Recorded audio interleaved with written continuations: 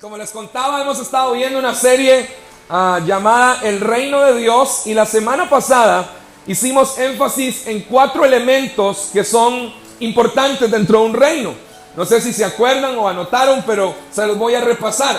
Un reino lo definimos como un gobierno, y dentro de ese reino hay 4 elementos siempre: un rey, leyes, ciudadanos y un territorio. Esos son 4 elementos que siempre van a estar dentro de un reino. Y hablamos acerca de que este reino tiene leyes, y una de las leyes que Jesús más resalta en cada una de sus enseñanzas, justamente cuando escribas y fariseos abordan el tema de las leyes, en Mateo 22 del 37 al 40, Jesús les dice que amar al Señor tu Dios con todo tu corazón, con toda tu alma, con toda tu mente y con todas tus fuerzas es uno de esos grandes mandamientos. Y dice, y amarás a tu prójimo como a ti mismo, es uno de esos también mandamientos donde se resume toda esa ley.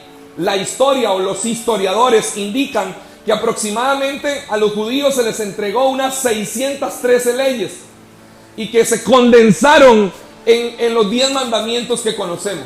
Pero Jesús aparece en escena y condensa todas esas leyes en 2 que son centrales, en 2 que no podemos negociar, en 2 que no se pueden obviar, en 2 que no se pueden pasar por alta, y es amar a nuestro prójimo. Siempre tenemos que tener claro que todo lo que se haga en el reino de Dios tiene que tener la base y el fundamento del amor. Nada de lo que hacemos tiene sentido si no se hace con amor. De hecho, explicamos que Pablo en la carta de Corintios, en la primera carta, porque escribe 2, en el capítulo 13 habla justamente acerca del amor, y explica que nosotros podemos hablar en lenguas angelicales, que podemos tener tanta fe de decirle a un monte, desarráigate de ese lugar y pásate para el otro.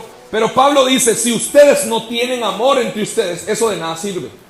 Entonces, los dones, digamos que Pablo les quita cierta eficacia cuando no ejecutamos desde el marco del amor. Cuando no estamos haciendo las cosas desde el marco del amor, no importa qué impresionantes sean sus dones, no importa qué impresionante sea su ministerio, si usted no está haciendo eso con amor, eso no sirve en el reino de Dios. No funciona, no tiene eficacia, no es para lo que nació. Y quiero concentrarme esta mañana en explicar algunos detalles acerca de el rey. Entonces, dentro de los elementos que les mencioné, voy a concentrarme esta mañana en el rey. Y algo que Jesús siempre resaltó fue justamente su interés de desarrollar o de tener con nosotros, sus ciudadanos, una comunión íntima con cada uno de nosotros. Es decir, Dios, Jesús como rey de este reino, desea que usted y yo desarrollemos una comunión íntima. Desea que tengamos una relación personal con Él. Y sé que eso a veces suena trillado, o para algunos ya puede ser hasta algo que se saben o entienden, pero yo quiero explicarlo algo a través de la palabra con respecto al tema de la comunión. Y hay 3 cosas que en la iglesia siempre van a estar, y para los que les gusta anotar, aquí es donde empezamos a anotar. Dentro de la iglesia siempre van a mezclarse o van a estar entrelazadas 3 cosas. Número 1, van a haber doctrinas que las extraemos de la palabra de Dios que nos dio a nosotros, doctrinas. Lo otro que siempre vamos a encontrar son dogmas. Y lo otro que vamos a encontrar son tradiciones. Entonces, repito, encontramos doctrinas, encontramos dogmas y encontramos tradiciones. Y para definir eso, definámoslo rápido para poder ir entrando a lo que quiero llegar. Una doctrina es aquello que extraemos de la palabra de Dios y que fue enseñado por Jesús. Eso para nosotros es una doctrina. Fue enseñado por Jesús y está en la palabra de Dios. ¿Ok? El dogma es la interpretación que el hombre le da a esa doctrina. Que justamente aquí es cuando muchos empiezan a tener conflicto. La mayoría no tiene conflicto con la doctrina porque casi todos tenemos la misma Biblia. El problema es, hermanos, cuando entramos al dogma, porque el dogma es la interpretación que nosotros como hombres le damos a esa doctrina. Entonces, para que lo tengan claro, un dogma es la interpretación que el hombre le da a la doctrina. Y la tradición es lo que el hombre comienza a practicar constantemente de ese dogma. Entonces, doctrina, dogma, tradiciones. Por ejemplo, Jesús le dijo a los discípulos: id por todo el mundo y predicad el evangelio a toda criatura. Dice: bautícenlos en el nombre del Padre, del Hijo y del Espíritu Santo. Enséñenles a que guarden mis mandamientos. ¿Cierto? Entonces, una doctrina que nosotros tenemos como iglesia es que nosotros tenemos la tarea de parte de Dios de hacer discípulos y de enseñarle a cada uno de ustedes a cómo guardar los mandamientos que Dios nos dio. Tenemos que hacer eso como iglesia. Es una doctrina, es algo que Jesús dejó establecido. Y lo otro que Jesús también enseña es, por ejemplo, hermanos, el bautismo en aguas. Le dice: a los que creen en mi nombre, bautícenlos, ¿verdad? Y lo otro que Jesús enseña es acerca, por ejemplo, de la cena del Señor. Jesús establece la cena del Señor y le dice a los discípulos: hagan esto todas las veces que puedan en memoria de mí hasta que yo venga. Entonces, ¿cuándo empezamos a tener conflicto? Justamente cuando empezamos con el dogma y con la tradición. En el mundo actualmente existen más de 5,000 religiones activas. Todas tienen una manera en la que interpretaron un dogma, en la que ellos interpretaron y de eso hicieron una tradición. Entonces hay iglesias donde tomar la cena del Señor se hace una vez al mes. En algunas iglesias se hace todos los domingos. En algunas iglesias se hacen una vez cada 6 meses y en otras ni lo hacen. Pero fue establecido por Jesús a través de los discípulos. Él les dejó esa encomienda, les dejó esa misión y les dijo, cuando los reunió en la mesa, Él les dijo: hagan esto todas las veces que puedan en memoria de mí. Entonces, hermanos, yo quiero explicar esta mañana, con el tiempo que tengo, qué quiso dar Jesús a los discípulos en medio de aquella cena, que trasciende mucho más a lo que comúnmente hemos aprendido. Es mucho más que una ceremonia religiosa, es mucho más que un mito, es mucho más que un ritual que tenemos que cumplir como religión mes a mes o semana a semana. Quiero que para eso vayamos a las Escrituras y quiero que nos centremos en Lucas capítulo 22 del verso 14 al 19. Leamos ahí. Y les dijo: cuánto he deseado comer con vosotros esta Pascua antes de que padezca, porque os digo que no la comeré más hasta que se cumpla en el reino de Dios. Y habiendo tomado la copa, dio gracias y dijo: tomad esto y repartidlo entre vosotros, porque os digo que no beberé más del fruto de la vid hasta que el reino de Dios venga. Y tomó el pan y dio gracias y lo partió y les dio, diciendo: este es mi cuerpo que por vosotros es partido, haced esto en memoria de mí. Quiero que lo dejemos hasta ahí. Una de las cosas que Dios desea con cada uno de nosotros es establecer una comunión íntima. Es decir, Dios no quiere ser un Dios distante. Dios quiere ser un Dios cercano. De hecho, todo lo que Él ha planeado para nosotros es que usted y yo podamos desarrollar una relación cercana al punto que usted pueda conocer los planes de Dios con usted. que usted pueda conocer cuál es su propósito y que usted pueda caminar mucho más intencionalmente de lo que quizás camina hasta hoy. Entonces, cuando Jesús está teniendo esta escena con los apóstoles, Él les está estableciendo algo que va a ser importante y que ahorita se los quiero explicar. Y es que Jesús dice: hagan memoria de mí. Y entonces para esto yo quiero utilizar algunos ejemplos. Voy a robarme unas sillitas por aquí. Voy a robarme otra sillita por aquí. Y voy a invitar a un par que me acompañe. ¿Ok? Voy a invitar a Jafet. Venga, Jafet, siéntese aquí. Y voy a invitar ¿a quién invito? Vamos a ver. Todos vuelven a ver para otro lado. Todos dicen: conmigo no, conmigo no. Voy a invitar nada más para que se siente. Voy a pedirle a Laura. Venga, Laura. Jesús desea tener comunión. Y cuando Jesús dice: haced esto todas las veces que puedan, en memoria de mí, todos aquellos que de una u otra manera han llegado a compartir algo con alguien, esa experiencia de compartir generó una experiencia en ustedes, pero sobre todo deja una memoria en nosotros. ¿Cierto? Entonces, hay personas, por ejemplo, que hoy no están con nosotros, pero que cada vez que usted las recuerda, es porque algo pasa o sucede en la casa, o llega un evento o una situación especial que hace que esa persona venga a memoria de nosotros.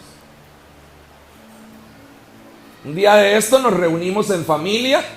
Mi abuelita cumplía años y entonces se reunieron mis tíos y toda la familia. Entonces de pronto, hermano, empezaron mis tíos a contar anécdotas de cuando ellos estaban pequeños.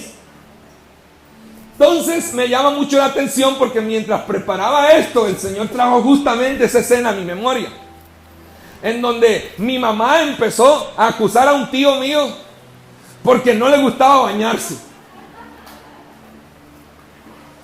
Dice: es que al Randall no le gustaba bañarse. Entonces mi mamá, ¿verdad? Y el Randall decía: y vos te orinabas. Entonces me causó mucha curiosidad, hermano, mientras preparaba esto, porque ellos lo que están haciendo en ese momento es trayendo a memoria algo que ocurrió por la comunión. ¿Me siguen hasta aquí? Entonces, el deseo de Dios es que mientras usted y yo tomamos la cena, mientras usted y yo somos invitados a la mesa, este acto tiene que ver mucho más que con una ceremonia religiosa. Tiene que ver mucho más que con un ritual religioso. Tiene que ver con una invitación de Él a la mesa para que hagamos memoria de Él. Ahora, quiero explicarle algo con respecto a esto. Yo quiero, Laura, que usted le diga a la iglesia cómo era yo cuando tenía 5 años.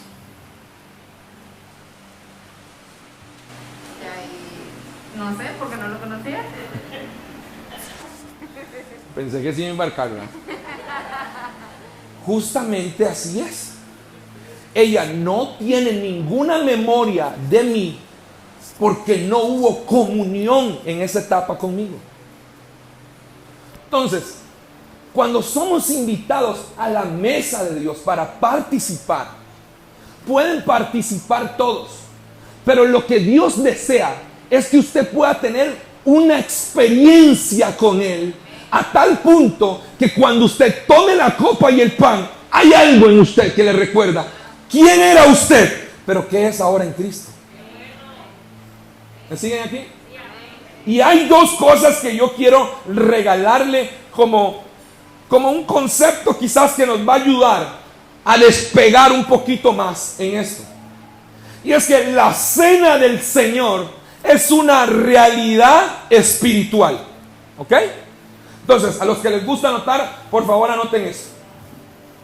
La cena del Señor es una realidad espiritual. Ahora miren lo que va a pasar aquí. Jesús utilizó elementos dentro de esa cena.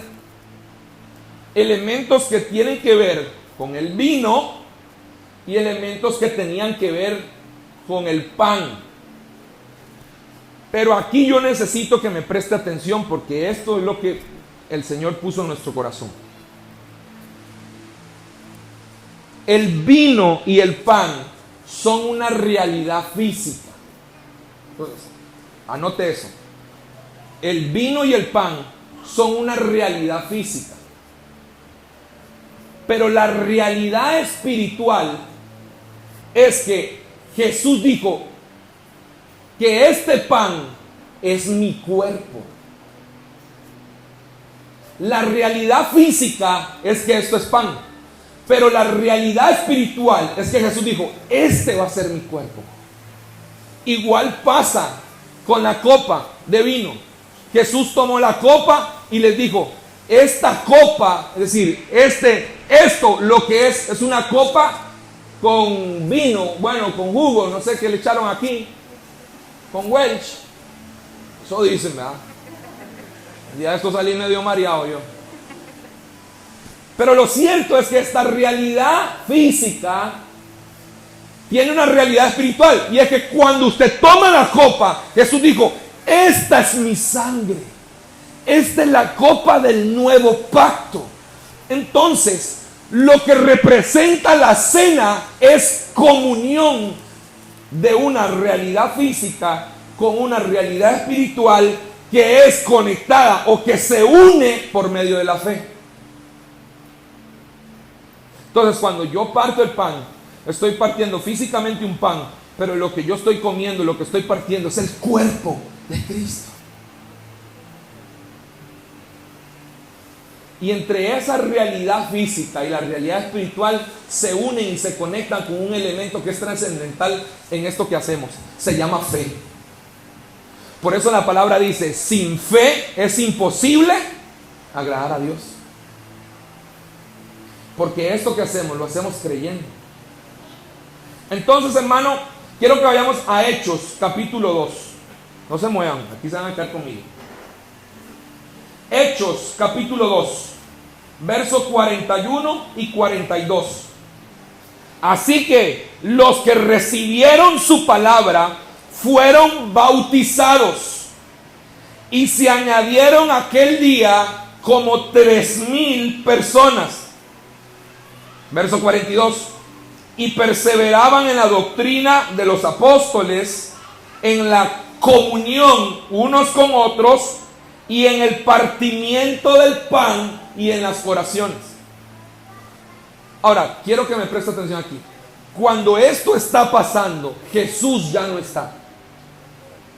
Lo que leímos en Lucas, Jesús todavía está en carne. Es Jesús hecho carne. Y le está dando ese mandamiento a los discípulos. Pero en Hechos 2, aquí ya no está Jesús. Pero sucede que Pedro se echa una predicación tan buena que se convierte en 3,000, se bautizan e inmediatamente preparan una mesa. Y esos 3,000 se añaden para empezar a hacer memoria de él. Este partimiento del pan no era el partimiento del pan de dárselo a los pobres, porque eso empieza a ocurrir en Hechos hasta el capítulo 6. Este partimiento del pan era la mesa que se preparaba para cenar y hacer memoria de él. Entonces, hermanos, noten qué interesante, y vamos a hacer aquí uso de la imaginación. Pero como esas mesas navideñas en casa, donde nos sentamos en familia y nos ponemos todos alrededor de una pata de chancho que la quedamos viendo con ganas de asesinarla, empiezan a surgir también memorias en medio de esa conversación. Y cuando eso está ocurriendo, yo me imagino a los apóstoles, hermanos, sentados todos, más los 3,000 que se han añadido, repartiendo el pan, todos con pan en mano. Y los apóstoles diciendo, Él dijo que hiciéramos esto en memoria de Él hasta que Él venga. ¿Sabe qué dice Pedro? Yo me imagino que Pedro, con la misma ilusión que hoy seguimos predicando de su venida, predicó. Hace 50 días lo vi por última vez. Hace 50 días atrás yo era un devastado. Hace 50 días atrás yo había dejado todo botado. Él murió y yo fui uno de los que lo traicioné. Pero ahora está ahí, redimido por esa misma sangre, explicándoles a ellos qué significa esa copa. Esa misma copa que me redimió, esa misma sangre que me limpió. Ahora Pedro intenta transferirle eso a los que están ahí escuchando. Ahí están los apóstoles. Y yo me imagino a alguien, hermano, en medio de esa mesa. Eso no me lo dice la Biblia, pero quiero hacerlo en imaginación y entre líneas. Imaginar que hubo alguien que se levantó entre esa mesa y dijo: podemos hacer un corito, cantarle, podemos hacer un canto. Y alguien empezó, de los que estaba ahí, ¿verdad?, que sabía cantar, Jenny, empezó a cantar: Él volverá allá en las nubes a levantar. Él lo prometió. No pierdas tu fe, que el tiempo es corto ya. Nunca desmayes y una corona Él te dará. Él volverá. Y empezaron a cantar los 3000. Porque la última vez que le vieron, Él subió en una nube. Y de pronto hay alguien que se levanta y dice: Pedro, Juan, ¿puedo dar un testimonio? Es que yo era ciego, pero un día lo encontré a Él. De pronto alguien de los que estaba ahí dice: hey, Juan, ¿puedo decir algo? Sí. Que yo estaba desahuciado, pero un día grité: Jesús, Hijo de David, ten misericordia de mí. Y Él me levantó. Y aquella mesa dejó de ser un ritual religioso, dejó de ser una ceremonia religiosa, dejó de ser un elemento para cumplir un culto, para convertir ese acto en una memoria de Él. Todos los que están en este lugar podrían tomar este micrófono y en medio de esta cena, miren qué buena que está, empezar a decir: Él, puedo hacer memoria de Él. Yo estaba desahuciado, yo era de los que ya no tenía propósito ni sentido, que yo sé lo que es estar roto, escondido en una cueva. Que de pronto Juan se levantó y dijo: ¿quieren que les cuente algo? Vieran qué emocionante fue cuando me senté en sus regazos y me recosté a su pecho y pude escuchar su corazón. Pedro quizás levantó la mano y dijo: ¿les cuento algo? Todavía recuerdo cómo me reprendió cuando le dije que tomara en cuenta no crucificarse. Y empezaron a hacer memoria de Él mientras había comunión. Que esto lo que significa es una unión en común. Quien los tiene unidos ahí en esa mesa es Jesús. Ese es el común denominador. La unidad es posible cuando Jesús es el centro. ¿Están aquí conmigo? ¿De qué haces memoria hoy? Si en medio de aquellos días grises y oscuros, tú sabes que solo Él fue el que te sostuvo. Jesús les está enseñando que este acto es mucho más que una ceremonia. Jesús les está diciendo: cuando ustedes tomen este pan, la realidad física es que es un pan, pero la realidad espiritual es que va a ser mi cuerpo. Y partió el pan y se lo dio. Cómanse un pedazo de ese pan, cómanselo, mastíquenlo, cómanlo, disfrútenlo. Jesús dice: es mi cuerpo que por vosotros fue partido. ¿Y quieren que les diga algo? Jesús dice: mientras ustedes comen de mi cuerpo, yo me estoy adheriendo a ustedes, me uno a ustedes, me apego a ustedes, porque ese pan que acaba de entrar a Él, ya ese pan dejó de ser separado de Él. Ese pan entra para ser uno en nosotros. Ya ese pan no está fuera de Él, ese pan está en Él, que eso es diferente. Pero es un pan físicamente, pero espiritualmente es el cuerpo de Cristo. ¿Me siguen aquí? Ahora, Quiero aprovechar este momento porque el Espíritu Santo está haciendo algo precioso y no quiero perder esto. Fuimos muy quebrantados en la mañana, hermano. Quiero decirle que esta palabra ha ardido en mi corazón toda la madrugada y mientras yo preparaba esto era muy ministrado por Dios. Pero quiero que vayamos a Lucas capítulo 24, verso 13 al 35 para que lean en su casa toda la historia. Pero necesito ganar tiempo, entonces vamos a leerla del 28, ¿ok? Lucas 24 al verso 28. Toda la historia es del verso 13 al 35, pero yo necesito ganar tiempo. Jesús les había dicho a los discípulos que Él iba a resucitar. Y habían unos tipos, hermanos, que habían creído en eso. Y dice la palabra, ahí en Lucas, en esa historia, que esos tipos llegaron a la tumba de Jesús y parecer nada había pasado. A lo que ellos regresan camino a Emaús y empiezan a conversar, sin darse cuenta que de camino Jesús sale al encuentro de ellos para interrumpir la conversación que llevan y empezar a atender el corazón de ellos. Porque Jesús pudo haberse ido para el cielo y entronarse y todo, pero es un Jesús, es un rey que atiende el corazón de todos, que Jesús se toma el tiempo, resucitado, y aparece camino a Emaús y le dice: ¿de qué conversan ustedes? Y ellos le dicen: ¿no sabes? Crucificaron. Él dijo que resucitaría el tercer día y al parecer nada ha pasado, es el tercer día. Y Jesús empieza a conversar con ellos hasta que llegan a un punto, muy probablemente, hermano, a una calle donde ellos ya han llegado, y Jesús les hace creer que Él va más largo de lo que ellos, a donde ellos ya llegaron. Y el verso 28, quiero que lo leamos porque no quiero parafrasearlo, es mágico para mí.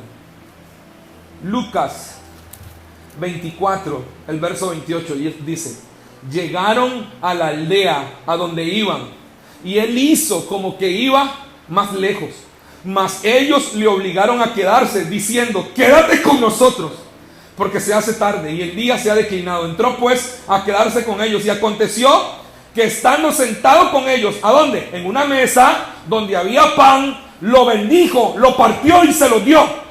Entonces le fueron abiertos los ojos y reconocieron, mas Él se desapareció de su vista.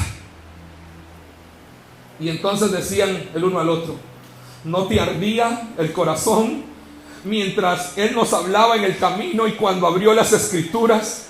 Y levantándose en la misma hora volvieron a Jerusalén y hallaron los 11 reunidos, a los que estaban con ellos, que decían: ha resucitado el Señor verdaderamente y ha aparecido a Simón. Verso 35, hermano, por favor, si puede subrayar. Entonces ellos contaban las cosas que le había acontecido en el camino. Yo no sé qué tenían esas cenas, yo no sé qué tuvo esa cena, yo no sé cuántas veces Jesús se sentó en una mesa con alguien. ¿Sabe qué me llamaba la atención? Esta no es la casa de Jesús. A Jesús lo hicieron pasar a la casa, pero su deseo de servir siempre lo hizo que en casa ajena Él fuera el que partiera el pan, Él fuera el que estuviera atendiendo a los de esa casa. Y yo no sé cómo Él partía el pan, cómo era ese acto tan íntimo, tan de tanta comunión, que esos discípulos, justamente cuando Él parte el pan, revelación viene a ellos y dice: sí resucitó, sí resucitó, por la manera en la que partió el pan. Para Jesús, el acto de la cena era mucho más que un ritual religioso que hay que cumplir. Es mucho más que una agenda eclesiástica que tenemos para que todos digan: hoy tomé la Santa Cena. Quiero que me preste atención aquí. Mientras usted toma esta realidad física y come de este pan, hay una realidad espiritual por fe que está ocurriendo dentro de usted, que lo está transformando en un discípulo, como los que iban camino a Emaús, que dijeron: Con razón me ardía mientras hablaba. Con razón, cuando abrió las escrituras, ardió en mi interior algo que nunca había provocado a nadie, solo Jesús. Y Jesús les dijo: hagan esto todas las veces que puedan. Cuando se reúnan, cuando tengan comunión entre ustedes y vayan a tomar esa copa, la muerte del Señor anunciáis hasta que Él venga. ¿Se imaginan, hermano?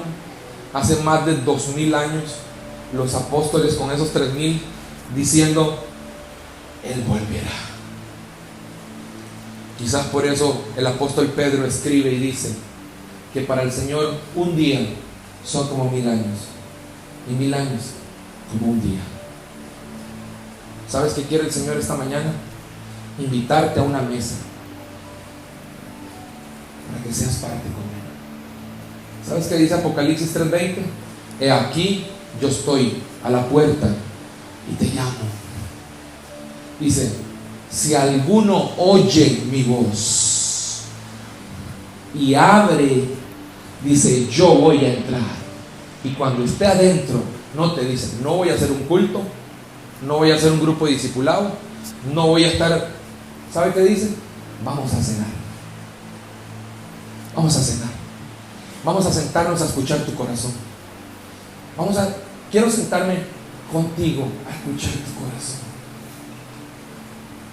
El rey de este reino desea tener una comunión íntima con sus hijos. No es como el gobierno de aquí terrenal. ¿Cuántos de ustedes han tenido una tarde de café con el presidente de ustedes? Bueno, el de nosotros, me voy a meter. ¿Verdad que nadie? Lleva 4 años, lleva para afuera, ni un café.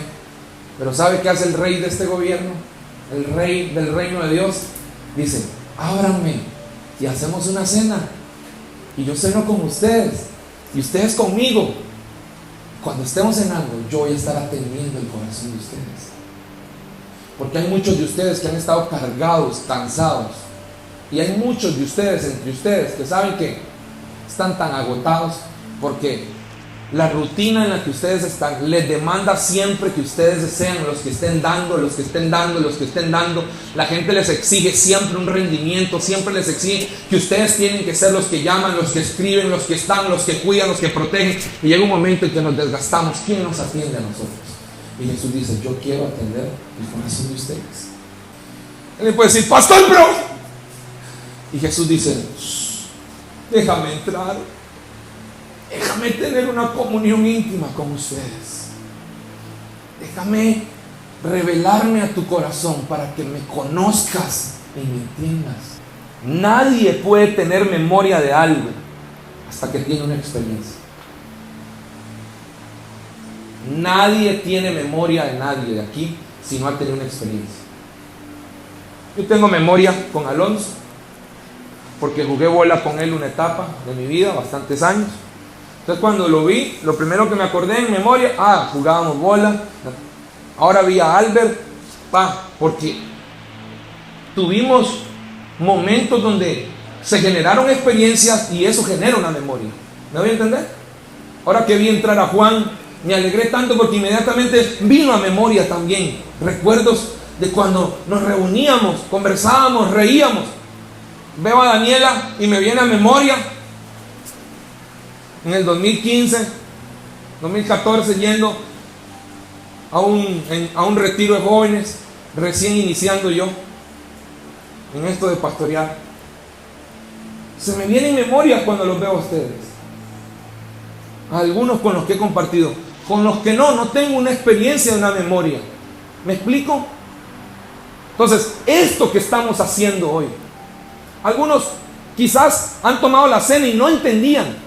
Tomaban una copa, un pan, y lo hacían por ritual, porque me lo enseñaron así, porque así se hace, porque alguien... Pero es diferente. Cuando hay entendimiento, las cosas se disfrutan. Cuando hay entendimiento, somos más eficaces en lo que hacemos. Una realidad física con una realidad espiritual son unidas por medio de la fe, en una experiencia de comunión, donde hay una mesa, un pan que representa su cuerpo y una copa que representa su sangre.